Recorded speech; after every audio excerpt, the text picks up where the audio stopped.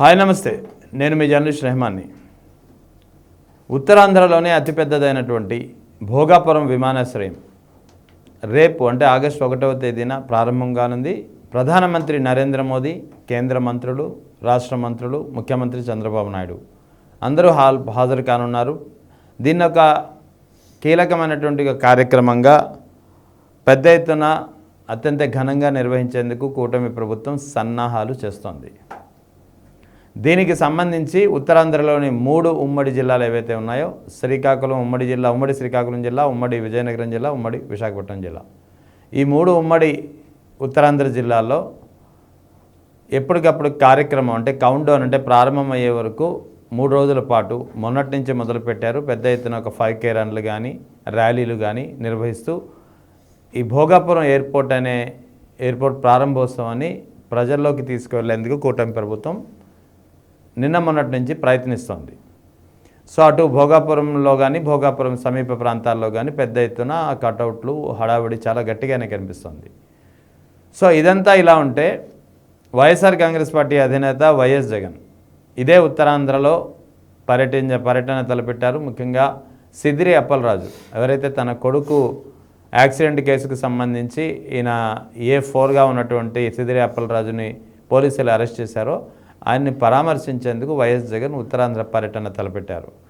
వాస్తవానికి పరామర్శ అనేది పైకి చెప్పడానికే, కానీ వైఎస్ జగన్ బలం ఏంటి, వైఎస్ జగన్కు ఉత్తరాంధ్రలో ఏ విధంగా బ్రహ్మరథం పట్టారు జనం, వైఎస్ జగన్ ఈ పర్యటనను ఇప్పుడే ఎందుకు చేపట్టారు అనేది రకరకాలమైనటువంటి ప్రశ్నలు తీసుకొస్తుంది.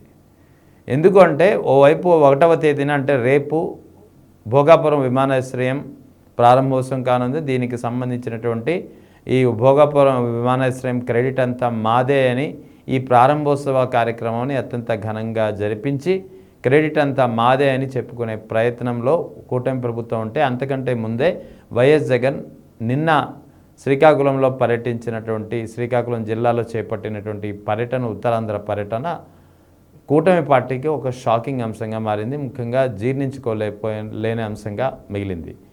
ఎందుకంటే వైఎస్ఆర్ కాంగ్రెస్ పార్టీ అధినేత వైఎస్ జగన్ విశాఖపట్నం ఎయిర్పోర్ట్లో దిగి శ్రీకాకుళం 120 కిలోమీటర్ల డిస్టెన్స్ ఉంటుంది. ఈ 120 కిలోమీటర్ల డిస్టెన్స్ ఆయన చేరడానికి దాదాపుగా 8 నుంచి 9 గంటలు పట్టింది. ఇంత సమయాభావం కావడంతో అటు జైల్లో ఆయనకి కలిసే టైం కూడా, ములాఖాత్ టైం కూడా అయిపోవడంతో సిద్దిరి అప్పలరాజు ఎవరినైతే కలవడానికి వైఎస్ జగన్ వెళ్ళారో ఆయన్ని కూడా కలవకుండానే వెనక్కి తిరగాల్సినటువంటి పరిస్థితి. సో ఇదంతా ఎందుకు చెప్తున్నానంటే, వైఎస్ జగన్ ఉత్తరాంధ్ర పర్యటన, వైఎస్ జగన్ సిద్దిరి అప్పలరాజును చూడడానికి పరామర్శించడానికి వెళ్ళినటువంటి తలపెట్టినటువంటి పర్యటన మొత్తం అశాంతం. అంటే శ్రీకాకుళం నుంచి విశాఖపట్నం ఎయిర్పోర్ట్ నుంచి మొదలుకొని శ్రీకాకుళం వరకు పెద్ద ఎత్తున జనం బ్రహ్మరథం పట్టారు. దారి పొడుగున జగన్ కటౌట్లతో థ్యాంక్ యూ జగన్ అంటూ, ముఖ్యంగా భోగాపురం జాతీయ రహదారి ఏదైతే ఉందో ఈ జాతీయ రహదారి నుంచి భోగాపురంకు వెళ్ళే ఆ ఎంట్రన్స్ ఏదైతే అక్కడ మాత్రం థ్యాంక్ యూ జగన్ అంటూ పెద్ద ఎత్తున ప్లకార్డులు కానీ కటౌట్లు కానీ వెలిసాయి. అంటే అక్కడ స్థానికులు, వైఎస్ఆర్ కాంగ్రెస్ పార్టీ కార్యకర్తలు ఒక మెసేజ్ ఇవ్వదలుచుకున్నారు. ఇదంతా అంటే భోగాపురం ఎయిర్పోర్టు ఇవాళ పూర్తయింది అంటే ఇది కేవలం మీ వల్లనే మాత్రమే, థ్యాంక్ యూ జగన్ అంటూ జగన్కు కృతజ్ఞతలు తెలుపుతూ అక్కడ కటౌట్లు, ప్లకార్డులు ప్రదర్శించినటువంటి పరిస్థితి. సో ఓవరాల్గా వాస్తవం కూడా అదే. వాస్తవానికి భోగాపురం ఎయిర్పోర్టుకు శంకుస్థాపన వైఎస్ జగన్ హయాంలో 2020 జూన్లో పడింది.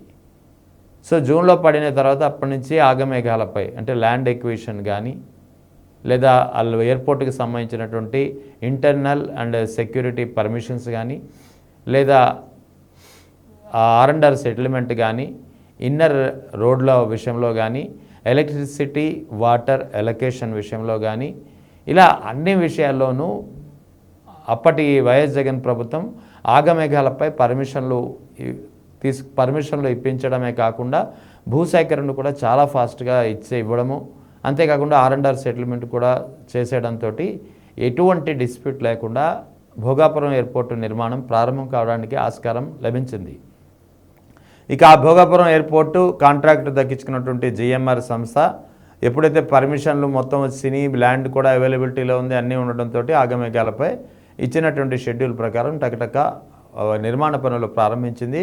2024లో వైఎస్ జగన్ అధికారంలో దిగేటప్పటికే దాదాపుగా 80% నిర్మాణం పూర్తయింది భోగాపురం విమానాశ్రయానికి సంబంధించి. అంటే భోగాపురం ఎయిర్పోర్ట్కి సంబంధించినటువంటి మెయిన్ నిర్మాణం అంతా పూర్తయింది.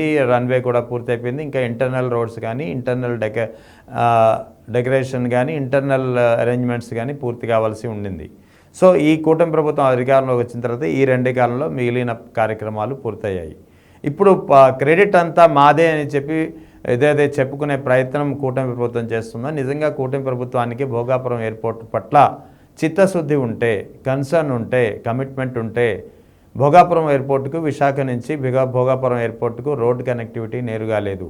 వాస్తవానికి భోగాపురం ఎయిర్పోర్టును శంకుస్థాపన చేసినప్పుడే వైఎస్ జగన్ అప్పటి కేంద్ర మంత్రి, ఇప్పుడు కూడా అదే శాఖకు మంత్రిగా ఉన్నారు నితిన్ గడ్కరీ, ఆయనను పిలిపించి ఆయన చేత ఒప్పించారు. ముఖ్యంగా విశాఖపట్నం నుంచి భోగాపురంకు 6 లైన్లు, అంటే దాదాపుగా 77 మీటర్ల వెడల్పుతో 6,675 కోట్ల ఖర్చుతో 57 కిలోమీటర్ల మేర డైరెక్ట్గా స్ట్రైట్గా ఒక రోడ్ హైవే నిర్మించేందుకు అప్రూవల్ తీసుకున్నారు. దీని నిజంగా కూటమి ప్రభుత్వానికి చిత్తశుద్ధి ఉంటే ఈ 2 ఏళ్లలో దానికి సంబంధించినటువంటి ల్యాండ్ ఎక్విజిషన్ చేపట్టి ఆ రోడ్డు నిర్మాణం పూర్తి చేసి ఉండేది. కానీ ఇప్పుడు ప్రస్తుతం భోగాపురం ఎయిర్పోర్ట్ అయితే పూర్తయిపోయింది, రేపు ప్రారంభం కానుంది. అటు ఆగస్టు 17 అర్ధరాత్రి నుంచి విశాఖ విమానాశ్రయం మూతపడనుంది. సో అటువంటప్పుడు భోగాపురం ఎయిర్పోర్టే అన్ని ఫుల్ ఫ్లెడ్జ్డ్గా ఆపరేషన్స్ నడిపించాల్సిన పరిస్థితి. మరి విశాఖపట్నం నుంచి భోగాపురంకు కనెక్టివిటీ లేదు. ఈ కనెక్టివిటీ పరిస్థితి ఏంటి? ఇదే చాలా కీలకమైనటువంటి ప్రశ్న. సో కూటమి ప్రభుత్వానికి నిజంగానే కన్సర్న్ ఉండి ఉంటే, నిజంగానే కమిట్మెంట్ ఉండి ఉంటే, నిజంగానే చిత్తశుద్ధి ఉండి ఉంటే ఈ 2 ఏళ్లలో ఖచ్చితంగా పూర్తి చేసి ఉండేది. కానీ కనీసం ఆ రోడ్డు గురించి కనీసం పట్టించుకోలేదు. ఇప్పుడు విశాఖ నుంచి భోగాపురం వెళ్ళి ఫ్లైట్ ఎక్కాలి అంటే దాదాపుగా 2-2.5 గంటలు పట్టే అవకాశం ఉంది. ఒకవేళ రోడ్డు పూర్తయి ఉంటే జస్ట్ ఒక మ్యాటర్ ఆఫ్ 1 అవర్లో రీచ్ అయి ఉండే పరిస్థితి ఉండేది. సో ఈ నేపథ్యంలోనే థ్యాంక్ యూ జగన్, మీ వల్ల మాత్రమే భోగాపురం ఎయిర్పోర్ట్ పూర్తయిందని చెప్పి స్థానికుల నుంచి ఒక ప్లకార్డులు కానీ, ప్రదర్శన కానీ, కటౌట్లు కానీ వెలిసాయంటే దీనికి కారణం అదే చెప్పవచ్చు.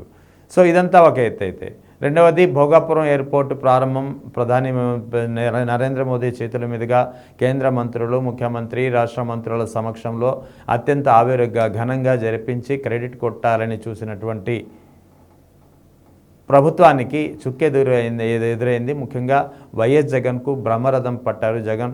ఎందుకంటే 2024 ఎన్నికల్లో ఒక్క సీటు కూడా గెలవనటువంటి జిల్లాలు ఇవి. ఉత్తరాంధ్రలో వైఎస్ఆర్ కాంగ్రెస్ పార్టీ ఒక్క సీటు కూడా గెలవలేదు 34 నియోజకవర్గాల్లో. అటువంటి చోట్ల ఆయన ఓట్ బ్యాంక్ ఇప్పటికీ చెక్కు చెదరలేదు. ఏ విధంగా వైఎస్ఆర్ కాంగ్రెస్ పార్టీ ఇప్పటికీ చెక్కు చెదరగా ఉంది. వైఎస్ఆర్ కాంగ్రెస్ పార్టీ అధినేత వైఎస్ జగన్కు జనం బ్రహ్మరథం పట్టిన తీరు అంతా కళ్లకు కట్టినట్లు కనిపించింది నిన్నటి నుంచి మనం చూసినటువంటి వీడియోల ద్వారా. సో ఓవరాల్గా వైఎస్ జగన్ చంద్రబాబు కంటే ముందే ఉత్తరాంధ్రను చుట్టి వచ్చేశారు. చంద్రబాబు కంటే ముందే భోగాపురం ఎయిర్పోర్ట్ క్రెడిట్ ఎవరిది అనేది ప్రజల నుంచే నిరూపించే ప్రయత్నం చేశారు. మొత్తానికి వైఎస్ జగన్ ఉత్తరాంధ్ర పర్యటన, రేపు జరగనున్నటువంటి భోగాపురం ఎయిర్పోర్ట్ ఓపెనింగ్ కార్యక్రమం కంటే ముందే వైఎస్ జగన్ అక్కడ ప్రత్యేక ఆకర్షణగా మారారు. ప్రజలు సాక్షిగా నిలిచారు. భోగాపురం ఎయిర్పోర్టు ఎవరి వల్ల పూర్తయింది, ఎవరు నిర్మించారనేది. అందుకే థ్యాంక్ యూ జగన్ అంటూ ఒక ప్లకార్డులు ఏదైతే భోగాపురం జాతీయ రహదారి వద్ద వెలిసాయో ఈ ప్లకార్డులే ఇందుకు నిదర్శనంగా చెప్పవచ్చు.